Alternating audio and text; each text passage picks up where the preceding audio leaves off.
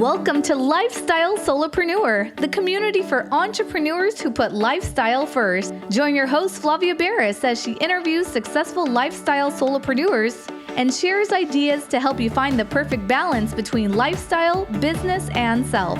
Flavia is an attorney, marketing expert, and founder of several online academies. She's been featured in major media, including BBC World News, The Wall Street Journal, The New York Post, ESPN Television, and more. Join us for this episode of Lifestyle Solopreneur.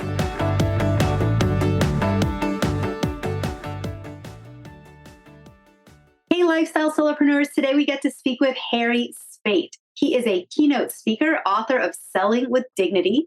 He's a sales consultant. And after serving his mission work, culminating with 2 years in the Dominican Republic, Harry brought the principles of serving others to business, focusing on sales and leadership.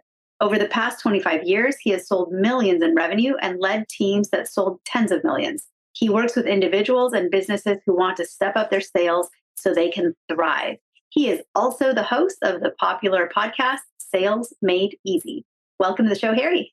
Love it. Great to be here, Flavia. What's the good word? Always great to speak with you. You have a lot to offer. I love even just the title of what you do, Selling with Dignity, because I find when I talk to entrepreneurs, one of the hardest things for people to kind of get over, especially when they're solopreneurs and it's just that and they don't have salespeople. They are everything. They wear the accounting hat, the sales hat, marketing hat, everything. And the selling seems to be kind of the hardest thing to mentally start doing for a lot of folks. So tell us how you ended up where you are now. Yeah, well, I totally agree with what you just said, that sales can be very challenging for a lot of people, especially people who are not necessarily the really outgoing types and love to talk about themselves. So why I am here is really has to do with the whole mission background. And when I got into sales, I was like the anti-salesperson. I learned pretty quickly that the stereotypical salesperson wasn't going to be me. So I learned that based on my mission career and doing the humanitarian work, that I was really good at serving people.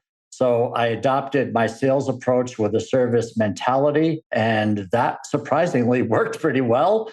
And then over the years, I've led sales teams and did very well. And then during COVID, had some time to think and reflect. And I'd always thought about writing a book, not always, but for at least 10 years.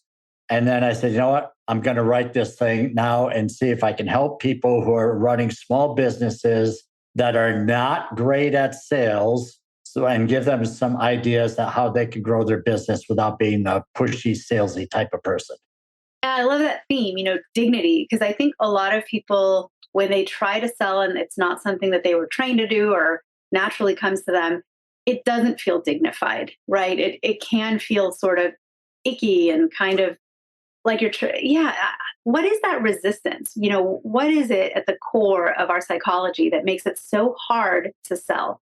Well, I think for the giver's mindset, it's always been about serving. And the last thing they want to do is lead with the idea of taking. And that's the way, unfortunately, sales is viewed. It's, you hear these things like always be closing. You see movies where sales is portrayed as something that's terrible. You've got the car commercials, the bait and switch, the scamming, the spamming, you name it. We are surrounded by bad sales techniques.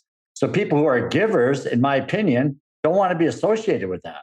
So what they do is, I've heard people say, if I can't make it in business because I'm not going to be good at sales, so be it, because I'm not going to be a salesperson.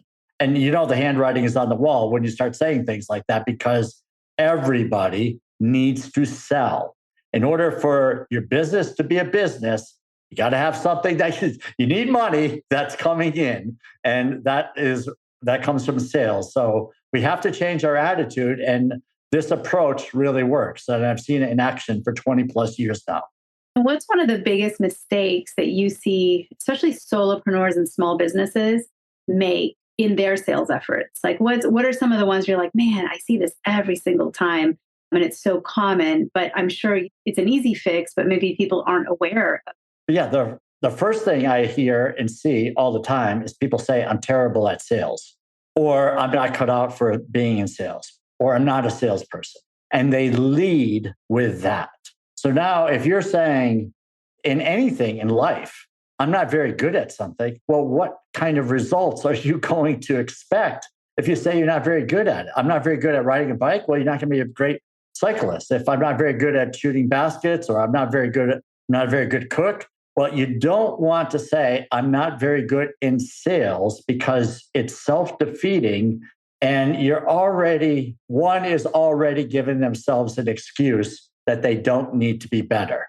But my approach is, and it's not me alone, there's a lot of people that do the same thing, very similar, servant-minded selling, selling from the heart. There's different books out there that have the same approach, which is lead with the other person. And you want to develop some skills along the way, right? Human psychology, being able to ask for the business in a very soft approach will bring in the business without being salesy. Does that answer your question there? It does. And that last part, the last bit, asking for the sale, asking for the close, I feel like that's where people get the most hung up. And that may be just my opinion, but that's sort of that moment where a salesperson, or really just an entrepreneur, anybody, a shop owner, needs to sort of close that sale and help that client come to a decision. That seems to be sort of the most challenging. Do you agree? Yeah, it's all about getting stuck at that point, because a lot of people will get decent into conversations, they'll find a need, and then you've got to say, hey, I can help you, right? I can help you solve this problem. Or I work with people just like you in solving this problem. Do you want to see what that looks like? And just, again, soft approach, not there for the hard close. You just make the offer. And this is where, like you mentioned, a lot of people fall short. And then someone will say, no, I'm just not ready for that. And then it's done. It's one and done. You had the guts to make the first ask, but this is where the conversation really begins, when they say, I'm not ready for that. Because once you can take the pressure off, which is what I suggest, is you can say something along the lines of, I totally understand. I am not always ready for things too, but for me, just so I understand this a little bit better, what comes to mind for you when you say you're not ready? And then they'll tell you, because you took the pressure off. And then they might say, they've got this other project or so forth, and spell it out what they're doing. Then you might say, well, that sounds great. You want to revisit this in 90 days.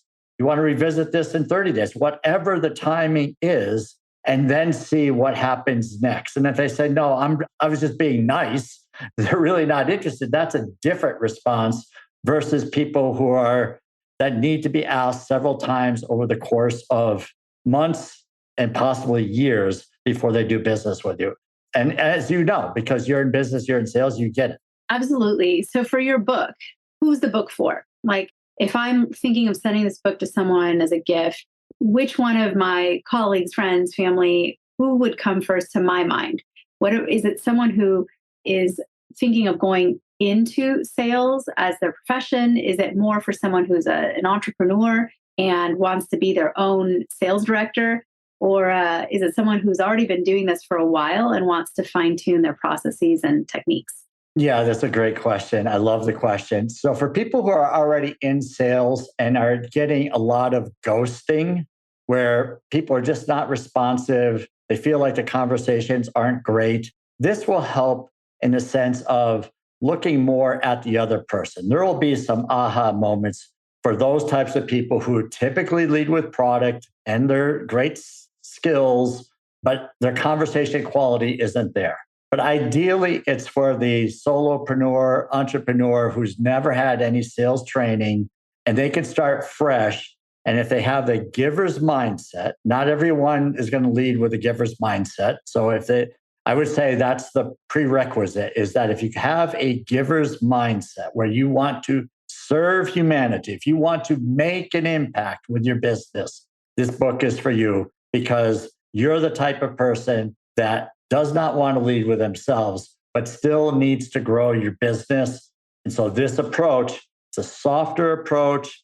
It is the long play, but it is where you can have clients for life versus the one and done, get a client real quick. Sales is a numbers game and all the nonsense that is out there being taught.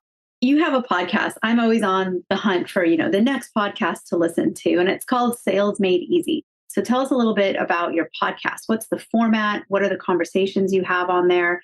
Who's this podcast for? The podcast is for the same types of people, entrepreneurs, solopreneurs, people who are just starting out, very similar to your audience. And really, I interview people who are in business and have dealt with sales, and they haven't been very good at it typically. And I do have some sales experts that make it really easy, right? People that believe similarly to me, like Lee Sauls was on recently, James Muir was on recently. And these guys are just great. Their approach is all about human psychology, soft approach, finding the ideal client, having conversations with those people, and eventually asking for the business. Now, some are great at this and others are not. But along with that, I'll interview people like I had someone on this week who does marketing. So he's a solopreneur that does marketing, and he's been doing it for 30 years. And he's pretty good at sales, and he's had a successful business. So I want people to see these types of individuals as well, to give them the confidence that you don't have to be a superstar salesperson to grow a business. A little bit of this and that can help you grow your business. And that's who I really want to help serve. I've seen a lot recently of people who go into online business who sort of feel that if you do online business right and you have sales pages and maybe a video or this or that the marketing ends up sort of replacing the sales function. But then I see the same people who are just kind of reluctant to have any conversations with their prospects and their potential clients. They're not making as many sales as they could, in my opinion, just because static sales pages and just advertisements and marketing, it's not really a replacement for having that conversation, that connection between someone who is in the sales position, who can kind of share the mission and the message of the company to bring in the right clients. Do you find that in today's world, people are trying to sort of get away from that one-on-one touch with clients and trying to replace it with all of this really advertising and just marketing? 100%. Yeah, you really nailed it on that one, Flavia. The idea that you don't have to talk to people is really for a low ticket item, right? If you're going to sell e-commerce and you don't have to talk to people and you're selling something for whatever, $97 or less, that's one thing. You don't really need to speak to people. But if you're selling something that's higher ticket where someone is making an investment in you and whatever that dollar amount is, but I'm certainly not spending a lot of money where I don't know the person. Like I'll sign up for an online program to see what's out there. I'll spend $47. I'm not going to spend $997, though. I would have to have a conversation. And this is where you have to decide is that, yeah, you can bring people into the funnel, so to speak. If you understand that, that's a whole different conversation. But it's basically getting leads to you, and then you need to sell. And if you're leading with yourself, if you're just saying how great my product is, how great this is and that is, without uncovering what is important to the person across from you, you're missing an opportunity. So your sales can be much better because people are interested in themselves and they want an outcome. They're not looking for a product, they're looking for an outcome. Your time in the Dominican Republic, I'm sure, and you were there for 2 years. So how does that play in or influence at all your work today? Oh, so much. I think what the biggest overall philosophical thing was that if you're a guest somewhere, then everybody, we wanted to serve everybody in a sense that we went to the Dominican Republic thinking we were going to help people make changes. We learned that that's not really it. It's all about serving others and helping people and bringing smiles to their life and having conversations and making people feel good. That I brought that into sales. So like a simple thing is having a conversation. You've probably heard the expression gatekeeper. It's a very common expression in sales. And gatekeepers are the people that are preventing, right? They're opening the gate or keeping the gate closed to reach decision makers. And I've read books and so forth about how to treat gatekeepers, and it's just not the way I treat people. So I always would have conversations with these quote unquote gatekeepers, and they would open the door to getting further along into the account and the sales opportunity. So learning to treat people as human beings and not being out for yourself and what you're going to do to change the world, that's what we really totally took away from that. And I've applied that to sales and just treating people in everyday life as human beings that have a purpose and that you can make their day better. And that works in business as well. What's your thought on that? Oh, I'm in so much alignment. I can only nod. I mean, yes. Okay. Yes, absolutely. These days, there's almost a little bit of a lack of human connection. I don't really know if it's because in the pandemic didn't help because that sort of made me afraid to touch hands. And right. Yes. You didn't even want to get within 6 feet of a person. And for many, I mean, it was a very real risk, right? To be around people. And so we sort of went from let's take a client out to lunch to sort of well, maybe we'll do a Zoom. And then when email became the way to communicate, I think phone calls it's almost odd now when a phone rings, especially if it's be scheduled. It's the world's changing a little bit. So I don't know, we're losing a little bit of that real connection, that eye to eye human touch. So I love that you're a big proponent of just being a real person through and through and seeing other people for their humanity and helping others and serving. I mean, I think that's even look at this podcast, right? And everything that we do. This is just here to help. I love when I get a message from somebody who's like, hey, I listened to this podcast you did. It was an episode on such and such with this guest. And I went ahead and put something into action and it's kind of crazy, but it's working. And now I'm, I have this new business where I was able to quit my job or just being out there sort of helping without real expectation of anything back is sometimes the best gift and the best feeling.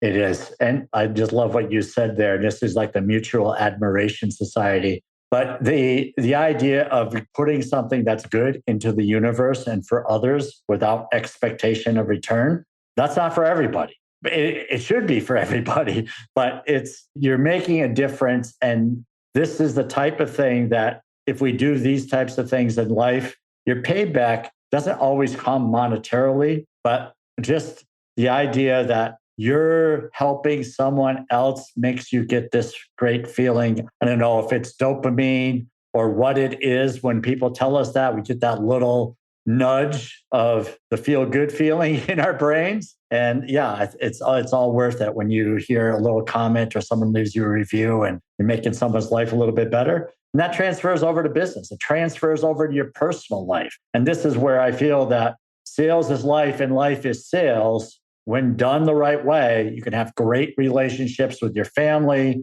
Because if you're going to go out and be great in sales and really uncover people's needs and be a great listener and be empathetic, you got to do the same with your family. You can't go out and say, I'm going to be great in business and then come home and be a jerk. So I think it works everywhere around. When you apply these principles, everyone's going to see, my spouse, my kids, friends, they should be feeling the same way that my business clients do, or better.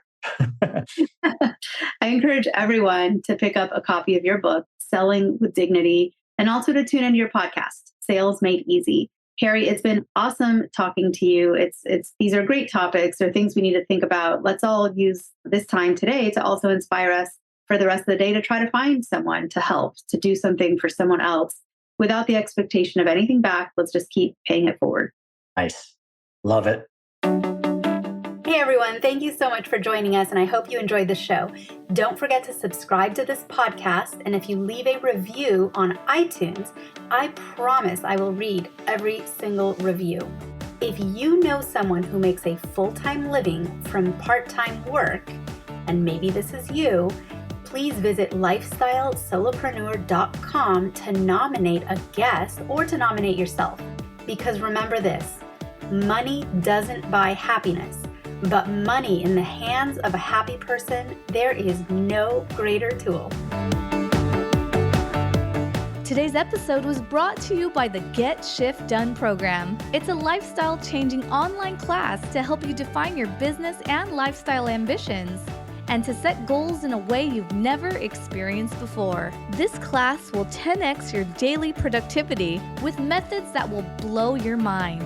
And if you use a coupon code podcast, the class tuition is 99% off. Visit GetShiftDone.com to enroll today.